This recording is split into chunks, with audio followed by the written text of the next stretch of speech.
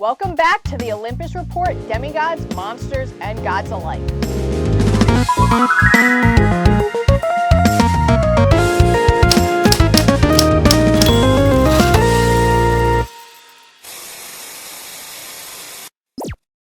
In the case of shipping, the Riordanverse has some of the best and most diverse, with couples that actually get together.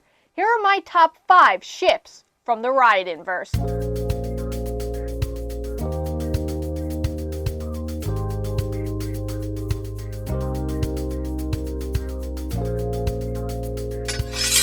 Number 5. Magnus and Alex.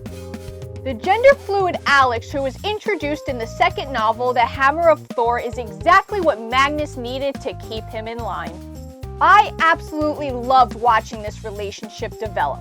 Unlike others to come on this list, it was a little more subtle and developed slowly, a slow burn you could call it. Before Magnus even knew it, he had developed feelings for Alex and was able to identify Alex's gender based on the day, something that others had much difficulty with.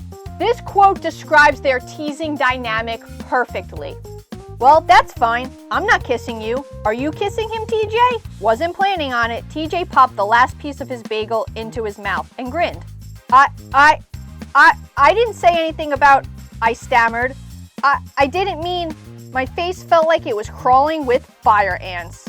Both Magnus and Alex definitely need each other to keep the other balanced, and I'm so happy they found each other. Number 4. Sadie and Walt / Anubis. Sadie has not only one, but 2 hot guys in love with her. The downside, she can't have either of them. Anubis, off limits. Walt, at death's door. If I lost both of the guys I liked, well, there wasn't much point in saving the world. All right, that was a slight exaggeration, but only slight.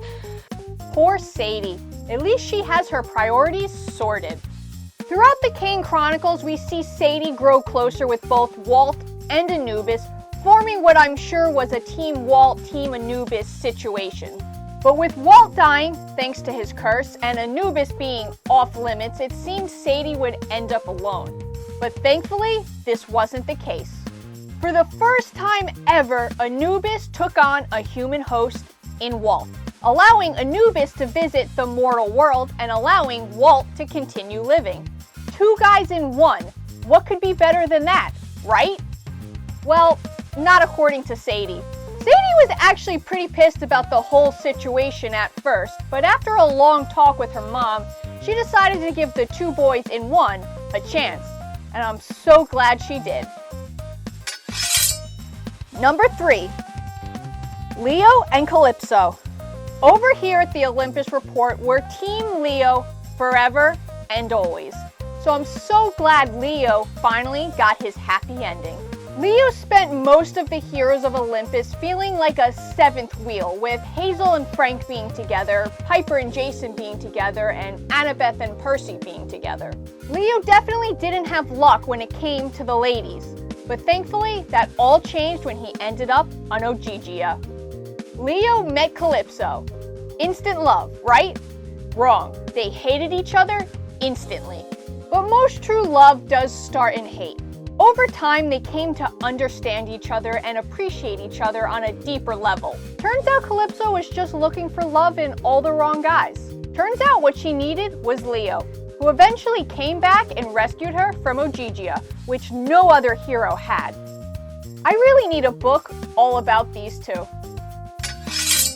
Number 2. Nico and Will. Nico spent 9 books feeling alone and unwanted. However, that all changed when the sunlight, actually though, he glows, known as Will Solus, came bursting into his life.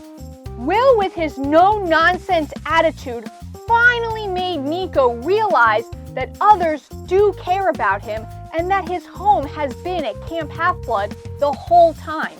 Nico still has a small tendency to brood, but now with Will there, he's never alone, and Will makes sure he doesn't brood for too long. Like they say, opposites attract. I cannot wait to see more of their relationship in The Sun and the Star. Number 1. Percy and Annabeth. Considering I made a whole other video on Persebeth, was it really any surprise? I love this ship. There's just something so special about watching their relationship develop from acquaintances to friendship to love. We got to see all their ups and downs, so when they finally got together, it was just so rewarding.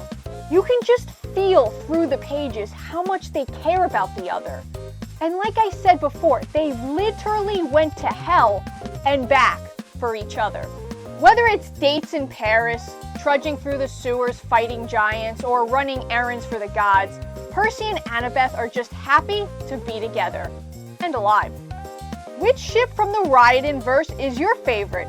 Did I leave it out? Let me know in the comments below. But for this week, that's all I have for you, Half-Bloods, so I'm signing off. And please, always remember to stay safe.